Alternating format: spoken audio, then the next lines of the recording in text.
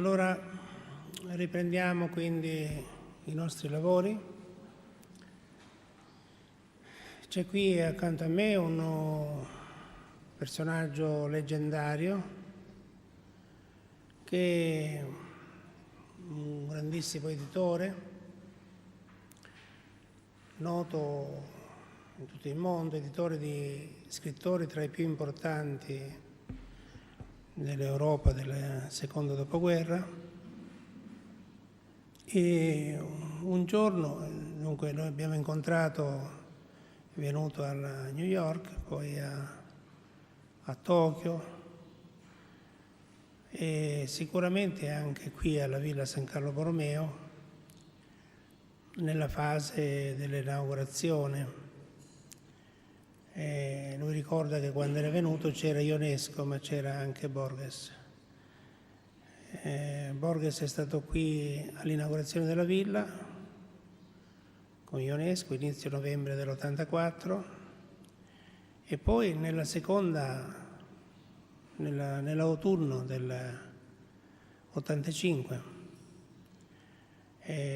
sul nostro invito, quindi è venuto qui e ha fatto un libro molto importante, che è l'ultimo libro, l'ultima intervista libro che aveva fatto. Poi da qui era andato a Ginevra. Allora, dunque, John Calder un giorno qui aveva raccontato un po' il suo itinerario in breve, e noi abbiamo raccontato come quando lui era editore, diciamo, di moda, quando era editore periodo più difficile, poi quando era editore di moda, poi quando ha dovuto lottare, quando ha dovuto girare l'America per favorire la vendita dei libri. È un editore straordinario.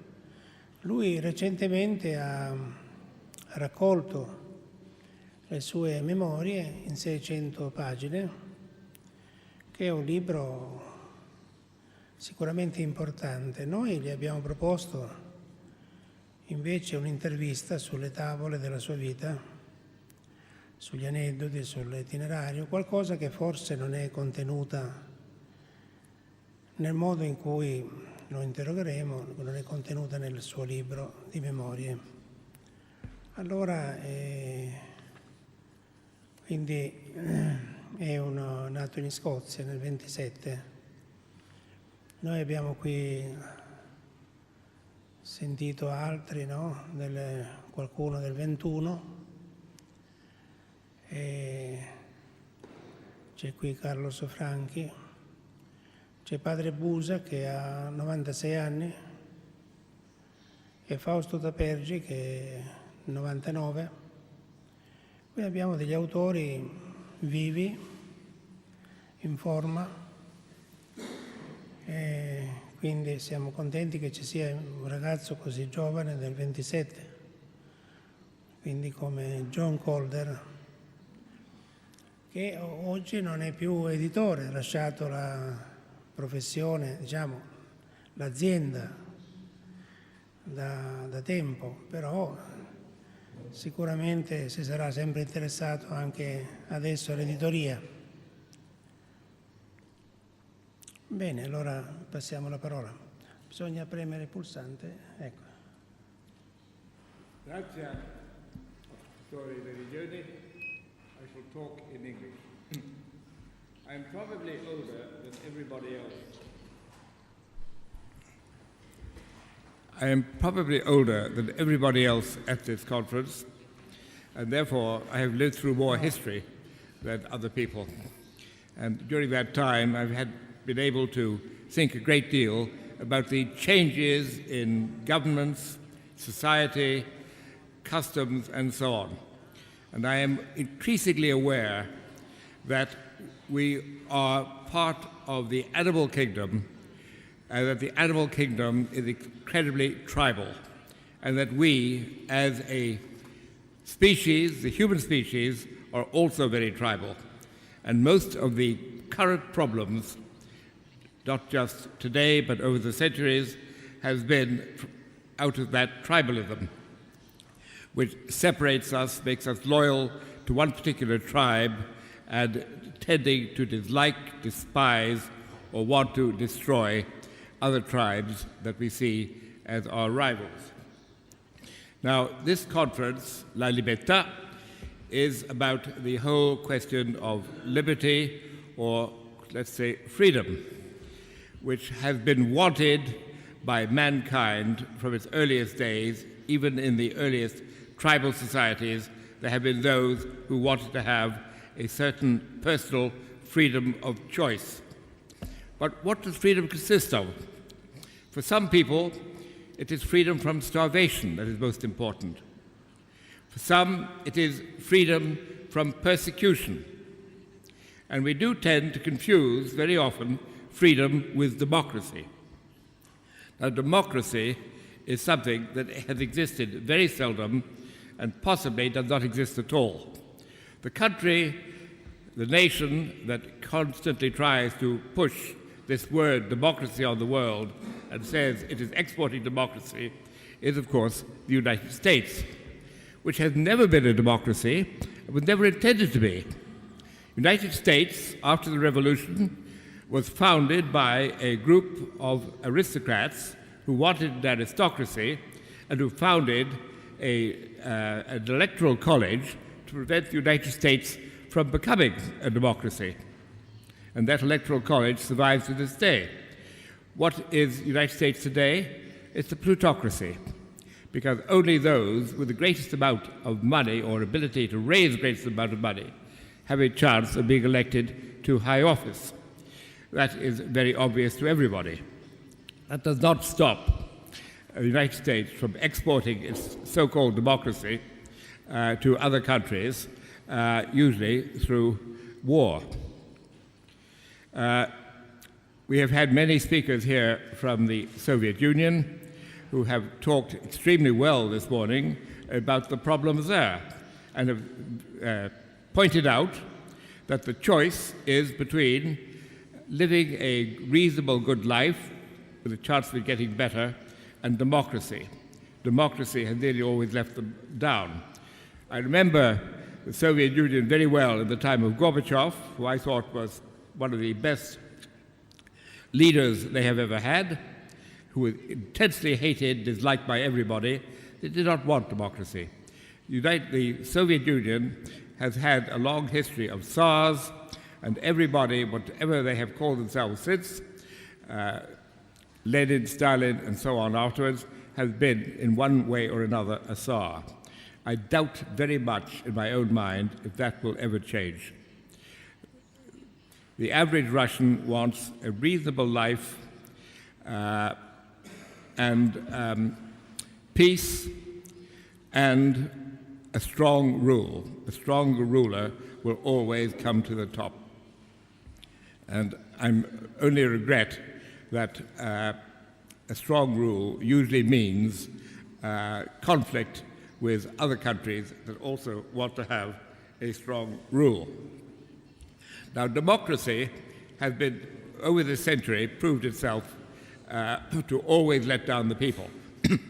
Founded by Pericles in 5th century Athens, Plato saw through it right from the beginning, realized that democracy always leads to corruption. It does not say that there are not a few democracies in the world today. I'll come to that. But Adolf Hitler was democratically elected and used democracy, as so many democracies have, for a majority to persecute a minority. Nothing there to do with freedom. Freedom for a very, very few, the very, very few at the top. And as I say, the word has very little meaning. I think there are democracies, mainly in the Scandinavian countries, where what they have in common is a fairly small population, a unified culture, a very unmixed culture, although that is changing slightly now, and above all, a very high standard of education. I said earlier that we are all tribal. Through education, we sometimes manage to move into another tribe, a tribe of intellectuals, for instance, like the people here today, or a tribe of professionals of one kind or another, or a tribe that has a single object in life. But nevertheless, even if we abandon one kind of tribalism, we always move into another one. And the only answer to all this is to try to break the world down into smaller blocks of people who have enough in their culture to be able to live together, have an ability to be highly educated to the point where they are tolerant of other cultures and other people, to be able to live together. Europe, amazingly, had managed, through the European Union, to stop a number of wars, or at least wars between members of the Union, to form a single currency, and are gradually moving towards a single culture. But even that, as the recent example of Ireland has shown us, is in tendency to break down, because tribalism, somehow or other, always breaks through. So in talking about freedom, I think we have to talk about what freedom means, what we want to free ourselves from. Above all, we have to free ourselves from ignorance. We have to free ourselves from tribalism at the lowest level. We have to try to become free enough to envisage a different world that is tolerant, but it can only exist if we also develop a discipline to be able to reduce the population of the world, which is at least 4 times too large today, to form an economy that enables us to live within reasonable means, and far more reasonably than the rich countries are living today, and to have compassion and understanding of other people and other cultures, and to be able to share. If I'm talking like a socialist, well, that's how I grew up. I have seen where socialism has become corrupt and gone wrong, but not nearly as much as global capitalism has.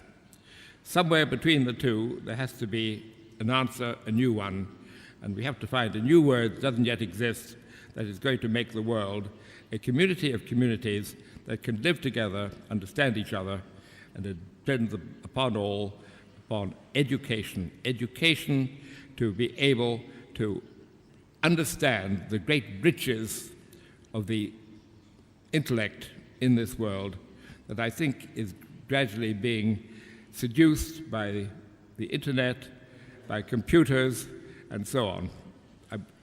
As Professor Verdiglione said, I have been a publisher. I still believe in the book as the simplest method to spread ideas honestly to the greatest number of people. Thank you.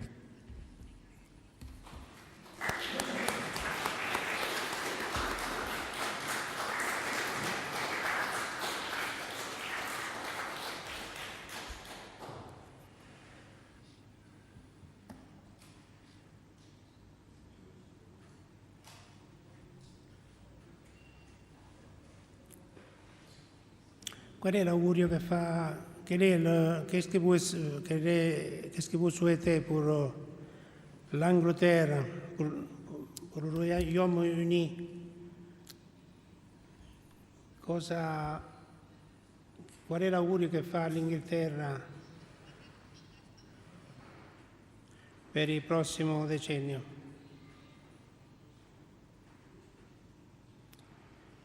Qu'est-ce que vous souhaitez pour l'Angleterre pour la prochaine décennie? Je crois que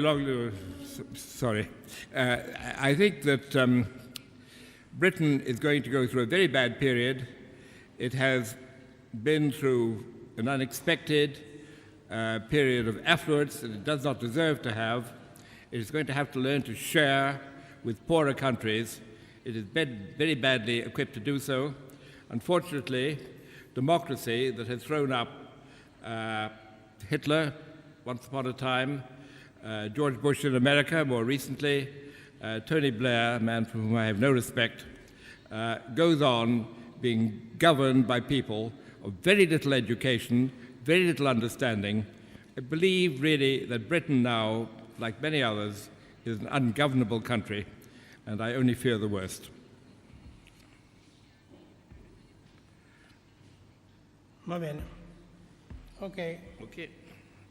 Grazie.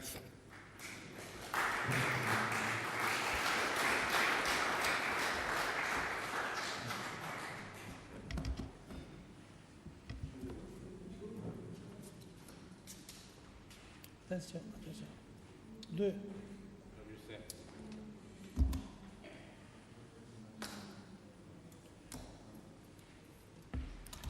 Sforza con gli amici.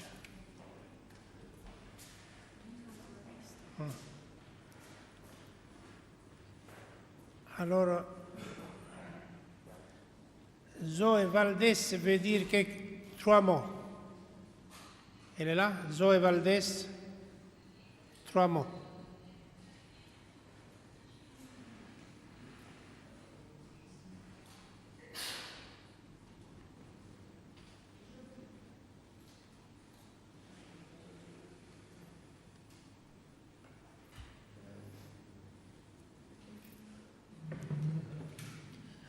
Buenas tardes.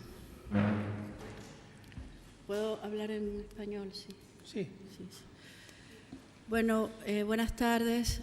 Yo quería tener la oportunidad de expresarme en mi lengua, en español. La intervención de ayer fue en francés y la conferencia que escribí, que se llama La Cuba Futura, se la he dado ya con autorización de mi agente literario para que pueda ser publicada.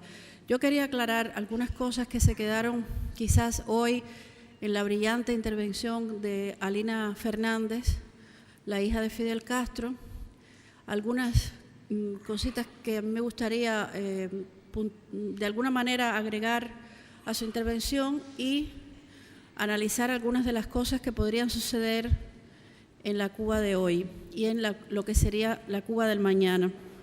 En primer lugar, aquí se habló por la mañana de educación y de salud en Cuba.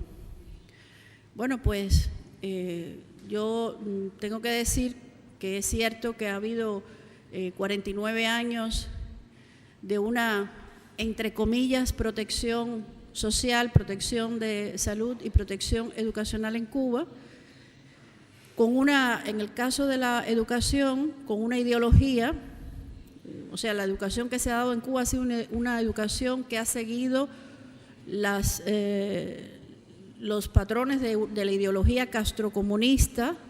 En Cuba lo que ha habido en 49 años ha sido castrocomunismo. Y en el nivel de la salud, yo quería aclarar que hay mucho, pero mucho, ha habido mucha mentira y mucho engaño en relación a la salud. El hecho es largo de comentar, este hecho es largo de comentar. Hay muchos médicos que están ahora en Venezuela, que están ahora en Haití, incluso yo vengo de hacer un viaje de 10 días en Haití. Y estos médicos que están en Haití, que están en Venezuela, que están en Bolivia, que están regados por el mundo, médicos cubanos, en algunos casos ganan $2.200. $2.000 le tienen que entregar al Estado cubano y el salario de ellos como médicos es $200. En Cuba había médicos antes del año 59. Esos médicos, a la mayoría se les quitaron las consultas, se les nacionalizaron sus consultas, se les impidió de ejercer y tuvieron que abandonar el país. Y fue entonces que empezaron a formarse médicos en lo que fueron contingentes de médicos castrocomunistas. Yo recuerdo, por ejemplo, anécdotas como esta que nos sacaban de la escuela, éramos niños, nos sacaban de la escuela, nos llevaban a un policlínico donde había un técnico ruso, soviético, que enseñaba a otros médicos cubanos. Nosotros abríamos la boca, en serie nos abrían huecos en las muelas Y yo recuerdo haber llegado a mi casa y mi madre estar absolutamente escandalizada, puesto que yo no tenía ninguna carie en las muelas. O sea, ¿por qué me abrían hueco en las muelas si yo no tenía caries? ¿Por qué me habían usado como experimento en un laboratorio que el único interés era formar médicos a la manera de los soviets? Esto es una realidad en Cuba. Esto se ignora o la gente lo quiere ignorar, pero esto ha sucedido no solo en la medicina, esto ha sucedido en la agricultura, esto ha sucedido en el campo de la educación y esto ha sucedido en muchos campos en la Cuba Castro comunista. Es muy difícil explicar esto, sobre todo aquí en Europa, puesto que hay una gran cantidad de amantes del producto de marketing que ayer expliqué que creó Fidel Castro, que es la Revolución Cubana. Un producto del marketing que se sigue vendiendo, que la gente sigue comprando con las camiseticas del Che, con la carita del Che y con todas esas consecuencias terribles que yo creo que todavía no la hemos visto, pero que desgraciadamente el mundo se va a generalizar una especie de moda ideológica superficial, inútil, estúpida, y que la gente va a comprar y que muchos jóvenes van a crecer bajo esa nueva ideología que no tiene ni siquiera que ver con un verdadero pensamiento ni con un verdadero deseo de libertad. Es muy curioso, cuando a mí me mandaron la hoja que presenta la conferencia, me pidieron que escribiera sobre uno de los temas. Bueno, yo hubiera podido escribir sobre todos estos temas, porque en Cuba todos estos temas se violan todos los días, a toda hora. Ya no solo usted no puede salir de Cuba para viajar, usted no puede cambiar de provincia. Si usted vive en La Habana, usted no puede ir sin un permiso de la policía a otra provincia dentro de Cuba, sobre todo si usted viene de las provincias orientales, porque he sabido que muchas personas de la parte oriental del país, que es la parte más pobre, viaja a La Habana para tener más contacto con los extranjeros, con los dólares y con ese capitalismo salvaje que se está también instalando en Cuba a la manera, quizás podría ser a la manera china, podría ser a la manera, cualquiera de esas maneras violentas que estamos viendo. Hay una opción que es la opción Hugo Chávez, de la que también deberíamos hablar, y está la opción, desde luego, que es la más esperanzadora para los cubanos de cambio, de transición, que sería la opción a la checa o la opción a la chilena o la opción a la española, pero que como van los tiros en Cuba, como van las cosas, como decimos los cubanos, pues yo lo veo bastante difícil. Yo quería decirles también que como escritora hay un fenómeno terrible para los cubanos. Ayer yo lo abordé un poco en el tema de la libertad, que es que por eso yo agradezco este foro mucho, porque solo en estos sitios uno puede de alguna manera expresarse. Igual las palabras caen en buenos oídos, igual en malos oídos, y siquiera a veces ni nos escuchan, pero al menos podemos hablar. Hay lugares en los que no se puede ni hablar. Hay hoy en día editoriales en Inglaterra, por ejemplo, que no publican libros de cubanos exiliados porque son editores que viajan a Cuba, que prefieren publicar escritores que tengan una posición término medio, patrocrítica, no muy crítica, pero que le doren la píldora al gobierno de Fidel Castro, porque todavía en Inglaterra, por ejemplo, en Francia, aquí mismo en Italia y en España, pues la gente quiere que no les rompan el sueño con Cuba, que no los despierten de ese sueño.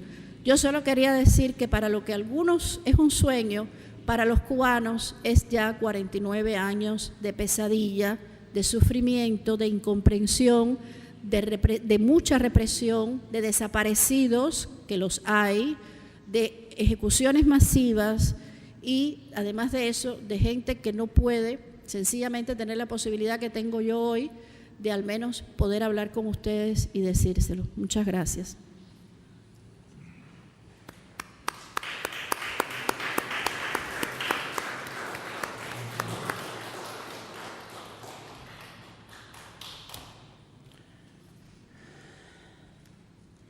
Allora invitiamo adesso Abbas Maroufi.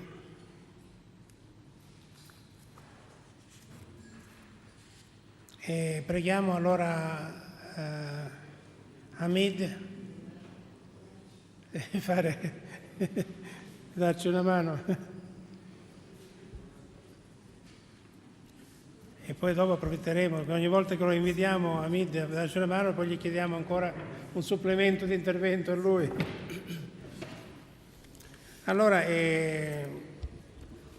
Iran, quindi ci spostiamo ancora una volta dall'Inghilterra a Cuba e adesso all'Iran. Quindi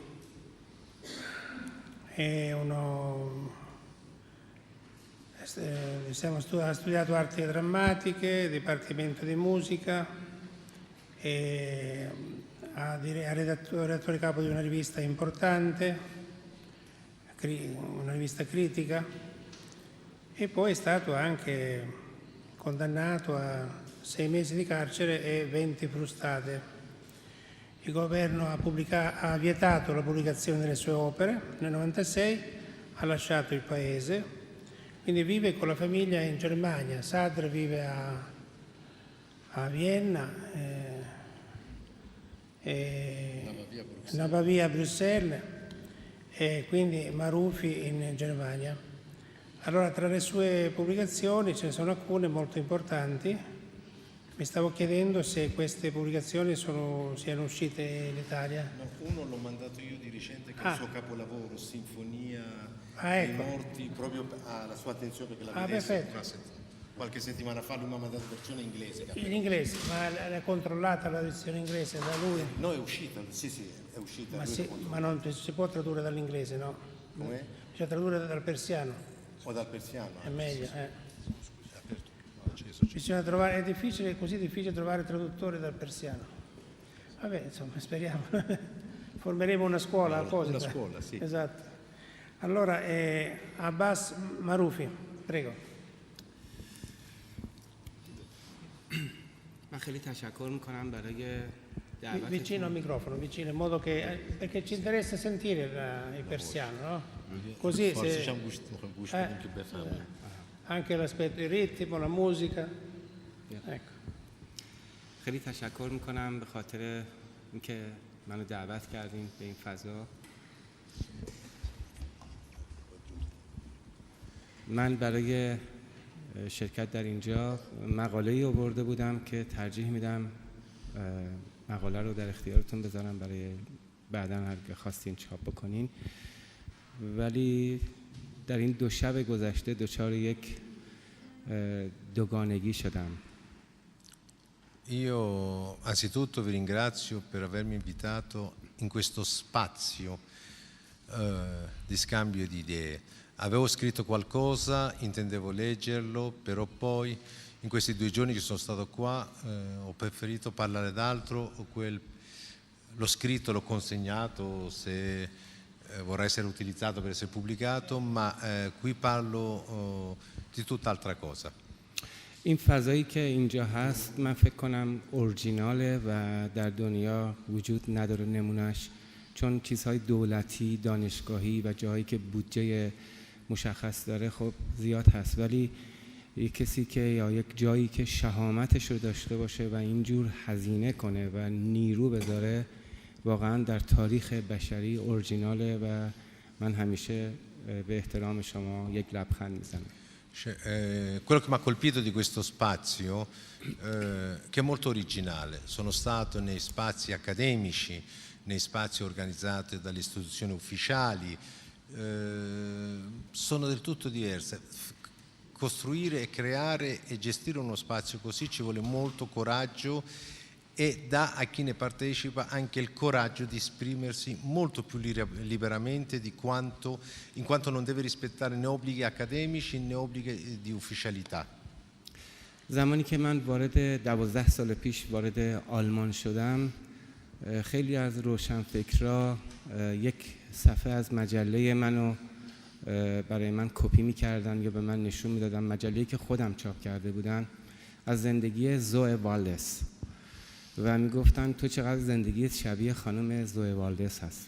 Cioè, quando sono arrivato 12 anni fa in Germania, diversi intellettuali mi mostravano una fotocopia di un articolo uscito sulla rivista letteraria che io dirigevo in Iran, che era sulla vita di Zoé Valdés, che appena mi ha preceduto, e mi dicevano quante similarità c'è nella storia di voi due. من مدیر یک مجله بودم، نویسنده هستم و یک انتشاراتی داشتم که در مراحل مختلف چرخهای کاریم و حتی امکانات زندگیمو از کار انداختن و موقعی که 38 ساله بودم ناچار شدم از کشورم فرار کنم. Cioè, io ero uno scrittore, avevo una piccola casa editrice, gestivo una rivista letteraria pian piano uno dopo l'altro hanno tolto queste ruote sotto la carrozza della mia vita, fin quanto per potermi tenere in piedi ho dovuto a età di 38 anni lasciare il paese e trasferirmi in Germania. خیلی متاسفم و غمگین میشم و امروز اولین باره که میخوام راجع به یک مسئله صحبت کنم که همیشه منو غمگین میکنه. و من 27 سال پیش یک رمان نوشتم، بردم پیش یک ناشر و ناشر خوند، گفت این یک شاهکاره، ولی برای اینکه زنده بمونی فراموش کن. و تا این تاریخ، تو این 27 سال همیشه فکر کردم چرا این رمان من منتشر نشده. 27 anni fa scrissi un romanzo, lo dimostrai a un editore, l'ha letto, poi ci siamo rivisti e mi disse è un capolavoro, ma visto che ti voglio bene non lo pubblico, altrimenti muori. Su 27 anni penso perché non ho potuto, ancora mi costa, mi pesa questo fatto che non ho potuto pubblicare questo mio romanzo. رمان شخصیت یک نویسنده است که در زندان اوین زیر شکنجه چینی با قطره‌های آب داره اعتراف میکنه و لابلای اعترافش چون نویسنده است تخیل میبافه و از قصه میره به قصه دیگر. Il romanzo è la storia di uno scrittore arrestato, rinchiuso in una cella del carcere di Evin, qui aggiungo io carcere di Evin, la famosa carcere di Teheran, dove vengono rinchiusi i dissidenti principalmente. Questo scrittore, mentre sotto tortura, una tortura in Iran chiamata tortura cinese, cioè sei sdraiato e legato con gocce d'acqua che ti vengono sulla testa, e mentre viene torturato pensa, essendo scrittore, si inventa storie, le storie che sono un misto tra il suo pensiero e la realtà in cui sta vivendo in quel momento. به موازات این چک های آب و اعترافات این نویسنده، یک شخصیتی از یک زنی در این زندان هست که شیفته بازجوشه و پارالل شخصیت نویسنده این زن هم حرکت میکنه. Mentre lo scrittore è sottoposto a questa tortura, queste gocce gli cadono uno dopo l'altro sul suo essere, c'è un altro personaggio parallelo, sempre nel carcere, che si sviluppa in questa storia, che è una donna, anche lei detenuta, che però si innamora del suo carceriere, del suo torturatore. بعد زمان گذشت و من انتشار این رمان رو همش به تعویق انداختم و گذاشتم کنار. 25 ساله بودم که رمان سمفونی مردگان رو شروع کردم و 5 سال روی اون رمان کار کردم. Per anni questo romanzo scritto l'ho messo da parte, però nel frattempo anche se non era il mio primo lavoro, a 25 anni scrissi la Sinfonia dei Morti, che questo aggiungo io, sua opera maestra, cui è diventato famoso. سمفونی مردگان داستان برادرکشیه به شکل غریزی، یعنی یک برادر تخم فروش میخواد برادر شاعرش رو بکشه. È la storia, versione moderna di Caino e Abele, un fratello che vende, diciamo, frutta secca per la strada su una bancarella, che vuole uccidere il fratello poeta. سالها بعد وقتی من اومدم به آلمان، غریزه منو کشون به نوشتن یک رمان راجع به یک خانواده و برادرهایی که دست به قتل همدیگه کشیدن. یکیش مجاهده، یکیش حزب اللهیه، یکیش کمونیسته و یکیش هم چپ واقعی. و این برادرها میخوان همدیگه رو بکشن. 25 anni dopo questo libro, quando stavo in Germania, scrissi un altro romanzo, la storia di 4 fratelli sempre, uno comunista, uno mujahid, un estremista, diciamo un misto, spiego io cos'è, è un gruppo che sta in Iran, che è un misto tra estremismo di sinistra e estremismo religioso. L'altro è un Hezbollah, un fanatico religioso, e terzo è un intellettuale di sinistra. بعدها که نشستم فکر کردم تمام عمر من صرف مسئله برادرکشی شده و یک زمان برادرکشی غریزی بوده. اندوه من از این و اعتراض من به این برادرکشی و بعدها این برادرکشی تبدیل شده به مسئله ایدئولوژیک. A un certo punto mi sono accorto che sono 25 anni che mi occupo del fratello che uccide il fratello, prima per altri motivi, diciamo, più futili dovuti alla vita, contrazione alla vita, e poi ideologizzato per motivi politici, però sempre è il fratello che uccide il fratello, il Caino contro Abele. در دو شبی که من اینجا هستم احساس میکنم تخیل، کلمه و فرهنگسازی توی هوا موج میزنه. یعنی من مدام در فکر اینم که یک جا خودم رو جمع جور کنم، با فضا هماهنگ بشم. دچار این دوگانگی شدم. In questi 2 giorni che sto qua, nell'aria sento l'odore delle parole, dei pensieri, ed è una cosa che mi ha messo in un certo senso in disagio, e sto cercando di trovare una mia dimensione dentro questo spazio che c'è qui a Senago. یک باره از این فضای بسیار آزاد که کلمه و تخیل تو هواش همینجوری مثل ستاره میریزه، من پرتاب میشم به یک زمان دیگه‌ای که از یک طرف من، از یک طرف شیرین عبادی و یه ده آدم دیگه دارن میدوئن جلوی اعدام منو بگیرن به خاطر اینکه من یه چیزی نوشتم و باید اعدام بشم.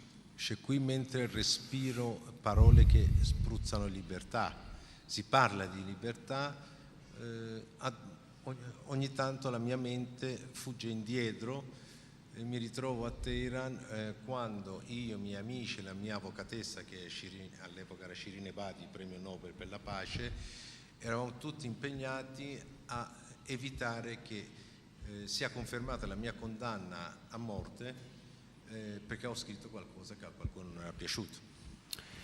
من حکم اعدامو گرفته بودم ولی میترسیدم به مادرم یا به خانوادم بگم و به شکل پنهانی، یعنی قاچاقی، یک جوری این رو پنهان کرده بودم و نمیذاشتم خبرها به مادرم به خصوص برسه و از یک طرف دنبال این بودم که جلوی این رو بگیرم، از یک طرف دنبال این بودم که مجله توقیف شدم و نجات بدم. Sapevo che ero stato condannato a morte, ma non lo dicevo soprattutto per mia madre, una signora anziana, non volevo preoccuparlo più di tanto, anche perché non avrebbe potuto fare nulla. Nello stesso tempo cercavo di salvare la mia rivista che avevano chiuso, che gli avevano sospeso l'autorizzazione alla pubblicazione. Dall'altro dovevo salvare la mia vita. questi 2 giorni ogni tanto il mio pensiero va in quei momenti là che sono in netta contrazione con quello che succede qua. سالها بعد یک روز با آقای خاتمی دیدار داشتم. زمانی بود که آخرین محکومیتم تموم شده بود، محکوم شده بودم به شلاق و زندان. آقای خاتمی خواسته بود که من به دیدارش برم و یک دیدار باهاش داشتم و اون یک رازی رو به من گفت. Quando la mia condanna si tramutò in 6 anni e 20 frustate, ero a piede libero fuori dal carcere, Khatami, l'ex presidente iraniano, chiese di vedermi e durante l'incontro mi rivelò un segreto. گفت من شنیده بودم که در دیدار خصوصی که داشتیم گفت من شنیده بودم که شما رو میخوان اعدام کنن و به این خاطر من در تاریخ 173 سال مطبوعات ایران تمام تلاشم رو کردم که هیئت منصفه مطبوعات رو درست بکنم در پایان دوره وزارتم که این نویسنده سمفونی مردگان اعدام نشه. Mi disse che lui in 173 anni, quando ha saputo della sua condanna a morte, per la prima volta dopo 173 anni, che era all'epoca gli anni in cui in Iran esiste una stampa, ha cercato di portare avanti il progetto di creare una commissione di revisione di tutta accusa alla stampa, perché sia questa commissione indipendente a esaminare i reati a mezzo stampa, proprio per evitare che lui in quanto autore della Sinfonia dei Morti non fosse condannato a morte. من فهمیدم که اولین مجله‌ای هستم که در تاریخ مطبوعات با هیئت منصفه محاکمه شدم و اونجا فهمیدم که متهم هستم. اونجا فهمیدم که تلاش من، نوشته های من یک جایی به فریاد من رسیده و منو از مرگ نجات داده. Infatti io sono il primo direttore di un giornale processato davanti a questa commissione indipendente che poi ha tramutato in 6 anni e 20 frustate, e là ho saputo che se ero salvo, se avevo avuto salvo la vita, era perché tanti anni prima aveva scritto un romanzo. الان فکر میکنم تمام عمرم رو من در این پارادوکس و در این دوگانگی زندگی کردم که یک جا نوشته منو محکوم کرده و یک جا نوشته منو از مرگ نجات داده. Dice, vivo con questo paradosso. Uno scritto mi ha fatto condannare a morte e lo stesso scritto mi ha fatto salvare la vita. من از ایران میام، از کشوری که هیچ مجله و نشر مستقلی اجازه فعالیت نداره و خب طبیعیه که بخشی از ذهنم در ایرانه و بعد خودم جسمم در یک فضایی داره فکر میکنه و راه میره و میخوابه که همینجا الان که نشستم احساس میکنم پر از آزادی است. به من حق بدین که منم الانم دچار این دوگانگی باشم. Io sono io stesso un paradosso, conduco una vita doppia. Vivo in un mondo libero e sto come qua in una conferenza dove uno può parlare di libertà liberamente, ma nello stesso tempo il mio pensiero sta in Iran, dove non c'è nulla di libero e non si può nemmeno parlare di libertà. In un paese dove non c'è la stampa libera, gli altri hanno parlato in vari aspetti di libertà che mancano, e vivo questa doppiezza, questo, diciamo, con un piede di qua, un piede di là, tutta la mia esistenza, cioè questa seconda parte della mia esistenza. فکر میکنم خانم زوئے والدس راحت منو درک بکنه، برای اینکه یک جاهایی هست این تجربه، شاید خیلی از اروپایی‌ها این تجربه رو ندارن امروز، که تقریبا میتونم بگم کتاب‌های من با تأخیرهای 13, 15 و 14 سال در کشورم منتشر شده.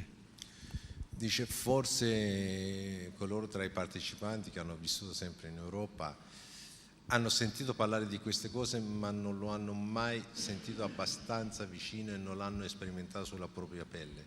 Sicuramente la collega Zoé Valdés, che ha parlato prima di me, capisce molto bene quello che io dico.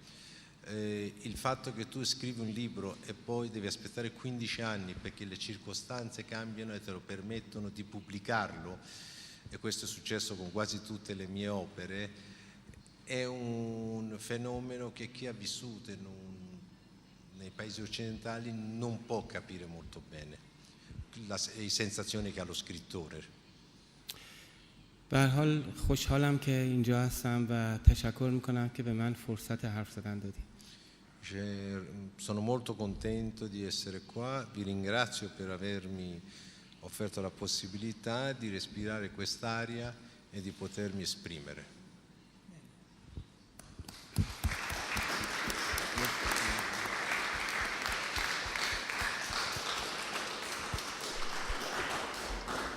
Ahmad Rafat vuole aggiungere qualcosa? Sì, noi una cosa me l'ha ricordato Sì. Zoé Zoé Valdés. Valdés. Noi pure l'altro giorno qua stavamo parlando la sera dopo cena, gioco delle libertà che non abbiamo. In Iran non hanno i nostri amici, i nostri parenti, i nostri compatrioti, noi fortunatamente vivendo qua le abbiamo. Qui si parla di libertà della parola, dell'esperienza, della stampa, dell'espressione, dell'associazione, della scrittura, libertà diciamo molto nobili non abbiamo. Poi noi abbiamo visto che non abbiamo tante altre libertà, non abbiamo libertà di come vestirsi. La camicia mia con maniche girate girate in su è reato in Iran. Un signore 2 giorni fa l'hanno portato all'ospedale pronto soccorso, aveva maniche corte, non l'hanno curato perché ha abbigliamento non islamico ed è morto sulla porta dell'ospedale. Non abbiamo libertà di bere e mangiare, ne ha parlato ampiamente Hamid questa mattina, non mi prolungo. Non abbiamo libertà di sentire Chopin o Beatles, perché pure la musica c'è quella ufficiale dove è stato stabilito quale musica si può sentire e quale musica si può. Non abbiamo libertà di medicina, un uomo non può studiare non può diventare ginecologo, una donna non può esercitare altre professioni mediche. Se in una provincia non c'è un chirurgo di cuore, donna, e una donna è malata di cuore, lo portano all'ospedale, muore, perché se non riescono a trasportarlo in un ospedale perché medica donna, c'è questo apartheid sessuale. Non abbiamo libertà di scegliere i nomi. Mio figlio minore che sta qua perché lavora con me, io ho dovuto, per avere il passaporto iraniano, perché con una questione di principio volevo avere anche quello iraniano, ho dovuto mettergli un altro nome là per avere la carta d'identità iraniana, perché non abbiamo nemmeno libertà di scegliere il nome che vogliamo per i propri figli. Una cosa, sono tutte cose che ci fanno sentire, per chi vive in Iran, ladri in casa propria, cioè tutto bisogna farlo di nascosto. Bisogna vergognarsi di voler chiamare il proprio figlio con un nome storico iraniano che non è un nome islamico. Allora registri un nome e lo chiami con un altro nome. Il ragazzino già dall'inizio a scuola lo chiamano un nome, a casa con un altro nome, e cresce con questa contraddizione o paradosso, come dice, che noi intellettuali ci occupiamo molto, iraniani, di libertà di pensiero, della stampa. Io sono giornalista, dalla mattina alla sera libertà di stampa. Però poi ci sono tante altre libertà quotidiane che manca alla gente che vive in Iran, che nessuno ne parla nemmeno. Libertà di culto. Se un iraniano oggi decide che da domani vuole pregare Cristo, andare in chiesa, rischia la morte, pena di morte. Se un iraniano decide che vuole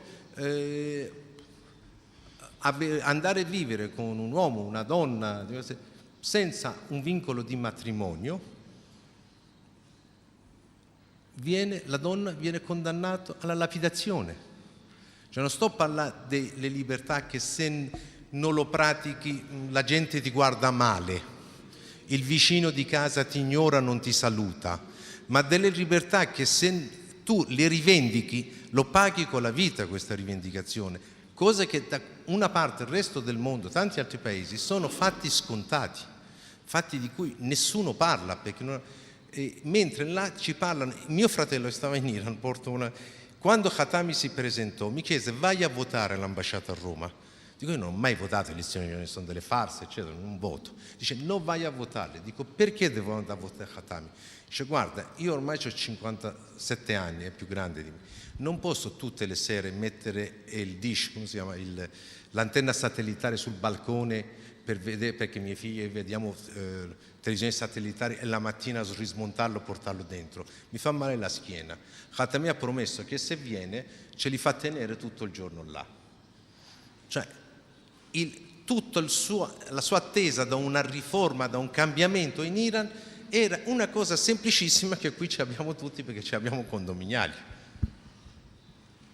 Bene.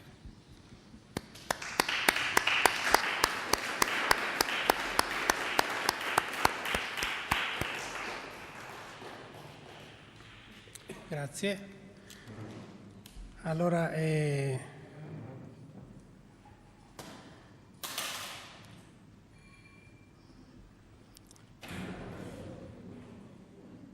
attenzione, piano.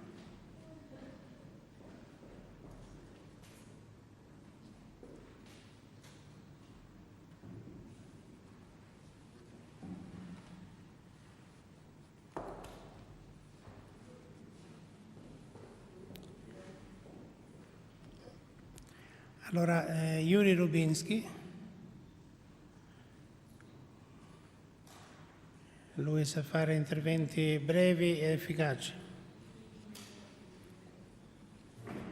Russo o francese? Francese. Francese. Tanto che tu parli in maniera splendida. Français. Alors, je me permets, à la différence de mes compatriotes qui ont pris sauf Madame Yankiewicz, qui parlait anglais, moi je parlerai français. Pour des raisons de mon passé et de mon présent d'ailleurs. Più proche du micro. J'ai passé quand même Più proche du micro. le quart de ma vie en France. Mon texte est remis, mais le lire et même le résumer ici après tout ce qui a été dit, avec un grand talent par mes compatriotes et amis, ce serait sans intérêt. Par conséquent, je voudrais très brièvement résumer l'essentiel et faire une autre contribution à ce colloque que je trouve exceptionnel.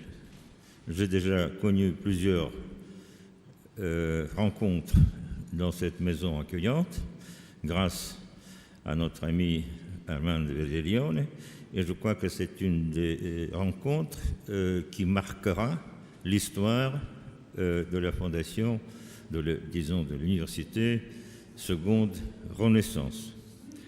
Il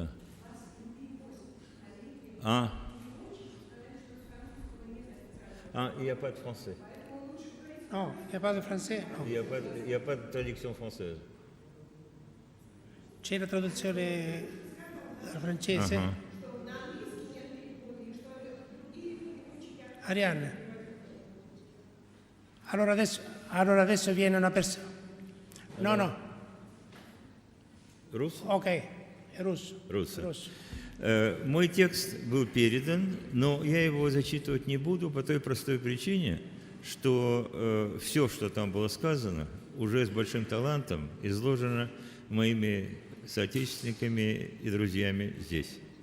Поэтому я попытаюсь очень кратко резюмировать некоторые идеи, которые позволили бы как бы сконденсировать все, что было сказано о России с этой трибуны и в связи с Россией, по поводу России, того, что там сейчас происходит. Новый президент, избранный, так скажем, для простоты, весной нынешнего года, Дмитрий Медведев, в одном из своих первых заявлений произнес следующую фразу: «Свобода лучше, чем не свобода». Вы знаете, если для такой оригинальной мысли требовалось 17 лет после разрыва с советским режимом, крушения его социально-экономической базы и 400-летней империи российской, знаете, значит, проблема понимания самого, так сказать, термина «свобода» в нашей стране, да и не только в нашей стране, оно, по-видимому, нуждается в серьезном уточнении. Для России это, безусловно, так. Дело в том, что есть два понятия свободы. Не только два, больше, но два основных, если хотите, основных содержания, которые вкладываются, можно вложить в это понятие. Первое, оно, я бы сказал, лучше всего выражено было Роланом Бартом, который видел в свободе возможность гражданина, индивидуальную возможность ускользнуть от давления извне, которое оказывают на него структуры государства, общества, внешние структуры. И если это так, то свобода есть каждого, есть условия свободы всех. А граница свободы – это граница других людей, свобода других людей. Это достаточно хорошо известно. Но это понятие, вот в этой интерпретации, понятие свободы восходит к итальянскому ренессансу, первому, сейчас мы, я понимаю, переживаем второй, и французскому возрождению, в частности, Жан-Жаку Руссо, в основе которого лежала идея о том, что в натуре человека положительные черты, светлые черты, они, так сказать, потенциально преобладают над плохим. И если так, то люди свободные, они способны заключить между собой равноправный общественный договор в интересах всех. Вот это вот классическое понимание свободы, если хотите, оптимистическое, в основе которого лежит понятие свободы индивидуальной, из которой складывается свобода коллективная. Есть другое понятие свободы, под ней имеется в виду, она восходит к теории Гоббса, в том, что в натуре человека заложены не только хорошие черты, но преобладают, кстати, потенциально черты плохие, агрессия, насилие, зависть, лень, так сказать, ненависть и так далее. Так вот, в этой войне всех против всех залог свободы – это ее ограничение. Ограничение как раз внешними структурами, прежде всего государством, но не только, обществом, церковью и так далее. Иными словами, эти две грани понятия свободы, они существовали давно, и Россия на протяжении своей истории, будучи государством евроазиатским, она всегда колебалась между ними. Но второе понимание в России всегда брало верх, как правило. Тем более, что первое понимание, к великому сожалению, к трагедии для нашей страны, выливалось, как правило, это было не очень часто, но случалось, выливалось в анархию, а анархия кончалась диктатурой и тиранией. Вот этот момент, так сказать, поиски адекватного баланса между личной свободой и коллективным долгом индивидуума, гражданина перед обществом, перед государством, перед нацией, партией, церковью и так далее, вот эти, так сказать, два понятия, они связаны. В каждой из них есть своя доля истины, но найти, так сказать, золотую середину, баланс между ними, одним странам удалось, другим нет. Первое, так сказать, понимание больше преобладает до сих пор, и преобладало последние, скажем, 200-300 лет на Западе. Второе – на Востоке. Азиатские, я не говорю, что азиатские страны все, скажем, являются диктатурами, деспотиями и так далее. Но там коллективное всегда преобладает над индивидуальным в построении общества. И это оправдывается ссылками на высокие моральные ценности, жертвы свободы, ну, хотя бы частичной жертвы во имя каких-то высоких идеалов, во имя интересов нации, интересов, так сказать, освобождения, там, предположим, от колониального или социального ига и так далее. И вот мне кажется, что сегодня в нашей стране понимание свободы эволюционировало после крушения советского режима от первого аспекта ко второму, и все больше и больше. Вот это нас действительно тревожит. Я в то же время не стал бы, так сказать, связывать надежды на изменение баланса между этими аспектами понятия свободы в России только с падением цен на нефть и газ. Это, мне кажется, не только несколько наивно, но и неправильно фактически. Просто потому, что такой перспективы в ближайшем будущем, обозримом будущем, не просматривается. Значит, где вот для меня лично видится надежда для нашей страны, надежда для ее свободы? Это тот простой факт, и об этом упомянул уже Виктор Ерофеев, то, что личная свобода, несмотря на авторитарный режим, она действительно никогда не была в России такой, как сейчас. Ни при советском режиме, будь то в брежневском, тем более в сталинском варианте, ни даже в царской империи. 3 цифры только. Это первое, это 20 миллионов семей, подключенных к интернету. Это 20 миллионов российских граждан, которые каждый год выезжают за границу либо внутри постсоветского пространства, либо 7-8 миллионов за его пределы. Сейчас уже минимум треть населения видит мир, видит своими глазами, будь то